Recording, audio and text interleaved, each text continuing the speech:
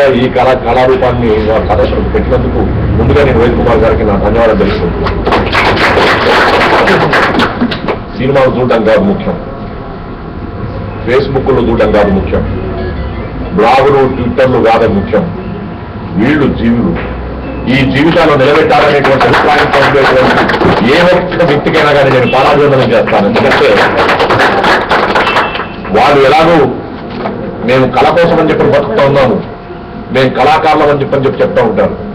₹1,00,00,000 తీసుకొని తాము తమ యొక్క కళను ప్రదర్శించుకుంటూ జనాన్ని కొల్లగొట్టేటువంటి వాళ్ళు కళాకారుల, తమ యొక్క జీవితాలని కొల్లగొట్టుకుంటూ మన కోసం అని చెప్పని ఆనందాన్ని పంచేటువంటి ఈ జగన్నాథము వెంకటయ్య లాంటి వారు వీళ్ళు కళాకారులు అనేటువంటి సంగతి ఇంగిత జ్ఞానం ఉండేటువంటి వాళ్ళకందరికీ కూడా వారు ఉదాహరణ వదిలేస్తాను. నేను మన సంస్కృతి ఏంటి, సంప్రదాయం ఏమిటి అని చెప్పి తెలిసినటువంటి పెద్దలకందరికీ కూడా నేను వేరే చెప్పాల్సిన అక్కర్లా. కళ వ్యాపారం కాకూడదు అనేటువంటి అభిప్రాయం ఉండేటువంటి వాళ్ళందరం కూడా ఇటువంటి వాళ్ళ జీవితాల్లో కనీసం వెలుగు తీసుకోవడం కోసం ప్రయత్నం చేస్తాం. వీరకుమార్ నాకు చెప్పినారు, ఈ కుటుంబం తర్వాత మళ్ళీ ఇంకా ముందు పోవడం కోసం చెప్పే అవకాశం లేనటువంటి ఒకే ఒక కుటుంబం ఉంది సార్ అని చెప్పని నేను రావడం ఆలస్యం లేదు. మా పిల్లల గారు కూడా వేడలు లేదు సార్, ఈ కొయ్య బొమ్మలతో మేము ఈ ప్రదర్శన చేస్తామని చెప్పనంటే అది మీ విషయం కాదు. అర్చకుల కుటుంబాల్లో నుంచి వచ్చినటువంటి వాళ్ళు అర్చనలు వదిలిపెట్టేసేసారు, కుమ్మరి కుటుంబాల్లో నుంచి వచ్చినటువంటి వాళ్ళు కుమ్మరి పని వదిలిపెట్టేసేసినారు, వడ్రంగి పండితు వచ్చినటువంటి వాళ్ళు వాళ్ళ కుటుంబం వృత్తిని వదిలేసేసినారు.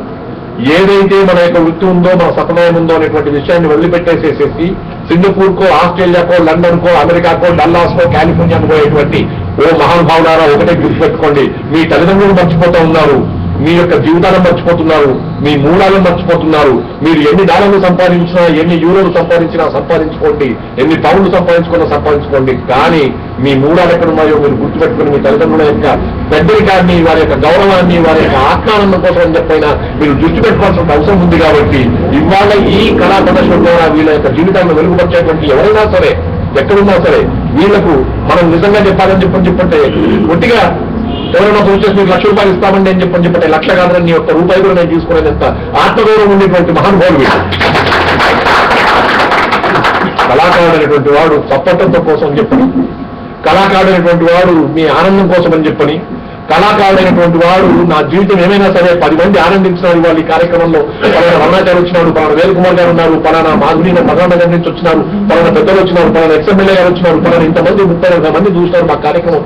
ఇవాళ నాకు ఎంత ఆనందంగా ఉందని చెప్పి ఈ అమ్మగారు ఉండేటువంటి ఆనందం ఏదైతే ఉందో ఆ ఆనందం కోసం వచ్చారు. కానీ ఇవాళ ఎవరికైనా మనసు ముట్టి ఇటువంటి వాళ్ళ కోసం చెప్పి మనం ఎందుకు చేయకూడదు అనేటువంటి ఆలోచన వచ్చి మీరు డబ్బులు ఇచ్చినా కానీ ఒట్టిగా మేము చేయం సార్, ఇప్పుడు ప్రదర్శన చేసాం కాబట్టి తీసుకుంటామనేటువంటి అభిప్రాయంతో ఆత్మానందాన్ని పొందేటువంటి కళాకారులందరికీ నమస్కరించేటువంటి సన్నివేశాన్ని సృష్టించి చర్చావేదిక కంటే ముందు నాకు చాలా ఆత్మానందాన్ని కలిగించినటువంటి వీరకుమార్కి నేను ధన్యవాదాలు తెలుపుకుంటూ నమస్కరిస్తూ, ఈ కళాకారులకు ఇవాళ ప్రదర్శన కోసం అని చెప్పని నేను వ్యక్తిగా ₹15,000 నేను తప్పకుండా ఇవ్వాలని ఇది వ్యక్తిగా దాని వ్యవస్థలో భాగంగా ఇవాళటి నుంచి జగన్నాథం గ్రూప్ కి దాదాపు 4 రోజులు తిరిగే లోపు ₹1,00,000 ఆదాయం వచ్చేసినట్టయితే కుటుంబం నిలబడడానికి కోసం చెప్పడం జరిగేటువంటి కార్యక్రమం కలగాలని ఆ భగవంతుని నేను ప్రార్థిస్తాను. అలాగే ముందు కూడా వీళ్ళ ప్రదర్శనల ద్వారా వాళ్ళకి కావాల్సినటువంటి ఆదాయం వచ్చేటువంటి రీతిలో నటరాజ స్వామి తప్పకుండా వీళ్ళు అనుకరించాలని చెప్పి దానికి తగినటువంటి రీతిలో మనము మన యొక్క ప్రయత్నం చేద్దాం. బతకడం కాదు ముఖ్యం, గడ్డి బతుకుతుంది, బొడ్డు బతుకుతుంది, క్రిమి బతుకుతుంది, కీటకం బతుకుతుంది. తేడా ఎక్కడ అంటే మన వల్ల అవతలి వాడు ఎవరైనా కానీ కొంతైనా కొంత సాయం పొందేసేసి ఆనందాన్ని పొందుతున్నాడు అని చెప్పంటే అప్పుడు మనిషికి ఆనందమైనటువంటి పరిస్థితి. అంతేగాని లేకపోతే మనిషికి తక్కిన వాడికి పెద్ద తేడా లేదు.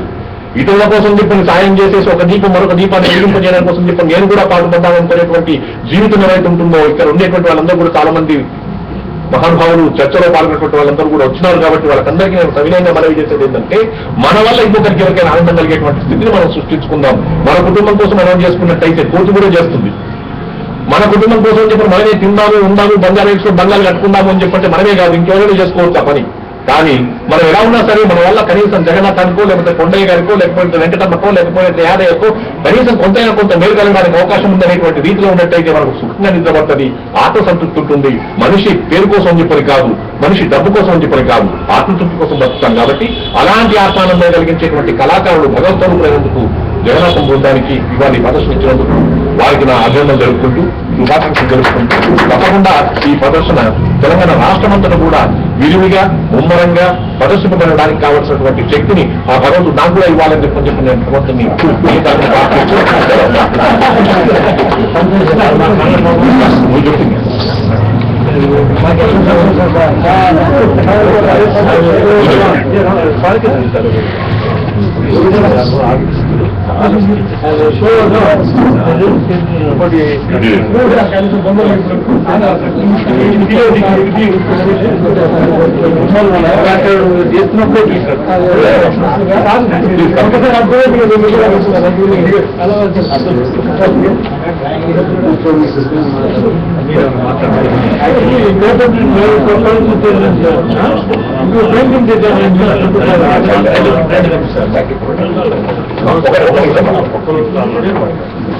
సమాజంలో అందరూ పెద్దలు నమస్కారం. మాది మొదనార్కాల అమీర్పేట దగ్గర పేపర్లో చూసి వచ్చాను నేను. తెలంగాణ పార్టీ కళావేదిక దాని తరఫున నెలకు ప్రోగ్రాం పెడతాం. 9 ప్రోగ్రాం చిన్న పార్టీ